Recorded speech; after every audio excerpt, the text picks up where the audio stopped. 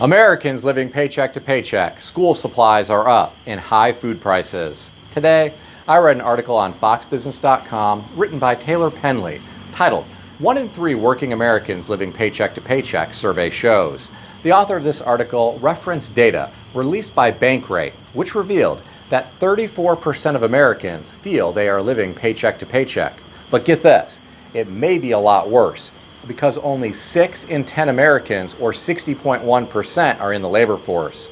The author went on to reference data from Lending Club Bank in 2023, which revealed 61% of Americans are living paycheck to paycheck. Here are my thoughts. It's not all bad news. At least all of these people are working. Unemployment could be sky high, and we could be hearing about soup lines like we did in the Great Depression. It's also good people are living paycheck to paycheck. This could imply that people are getting along okay, even if money is tight. What I'd like to know is how many of these people are really living paycheck to paycheck just from the money they bring in from work, versus how many of these people rely on credit cards, payday loans, and buy now, pay later loans to cover their bills. Some Americans have seen their buying power erode due to inflation, and they have resorted to credit to survive. This is problematic, given the amount of interest being charged. Some people could find themselves knee-deep in debt in short order. Getting back to the article, the author said only 19% of people surveyed said they are paid fairly for their work, while 24% feel they are unfairly compensated, and another 19% feel they are underpaid when pitting their numbers against those of their colleagues with equivalent qualifications and work experience. Well, my friends, I can believe all of this. Many companies have focused heavily on corporate profits at the expense of employees. Not all, but many companies try to focus on getting the best employees for the least amount of money. Many employees have little incentive to stick around because they can job hop and find higher paying employment. Each time they advance to a new company, they make more money. Many companies don't incentivize employee loyalty anymore. In my opinion, it is truly sad. I'm going to share the saddest part of this article.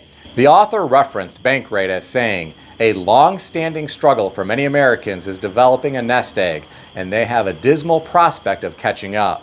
I think this is truly tragic, and I see it getting worse as everything in life gets more expensive. Many people have a hard time just paying their bills today. They can't even begin to think about saving for retirement. When some people finally reach a point where they can start doing this, they have a lot of catching up to do, and some won't ever save a meaningful amount of money before they need to stop working due to physical or mental limitations. I have to wonder what the future holds for Americans as they get older. Some may face a completely different standard of living, and I don't think it will be pretty. What do you think about all this? Share your thoughts in the comment section below. I read another article today. This one was on foxbusiness.com, written by Daniela Genovese, titled, "Financial Pressures Are Impacting Back-to-School Supplies Shopping." The author referenced Labor Department data which revealed that school supplies have increased 24.5% over the past 4 years. The author also referenced a Deloitte 2024 back-to-school survey which showed parents are projected to spend $31.3 billion collectively on back-to-school shopping.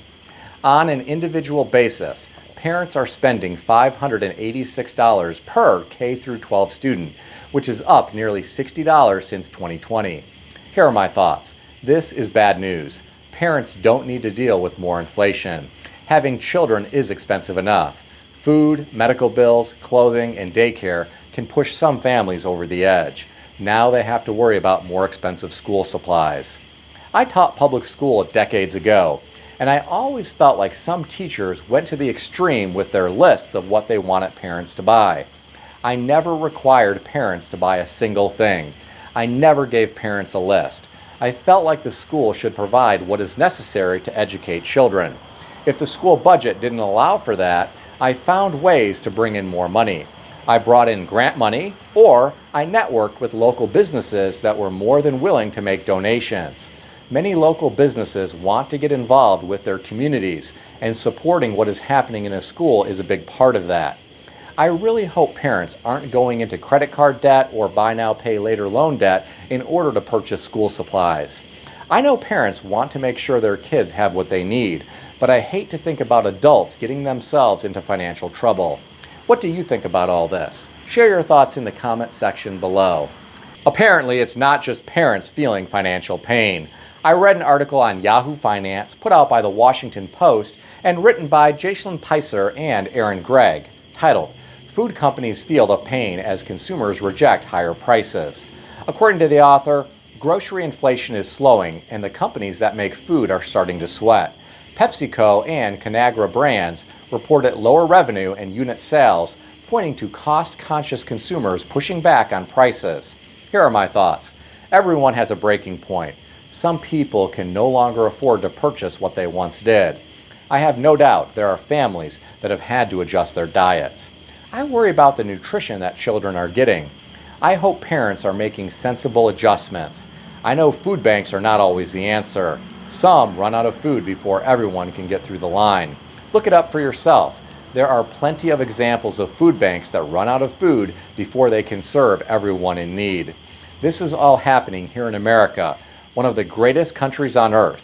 We may have one of the mightiest militaries in the world, but we have people who are food insecure.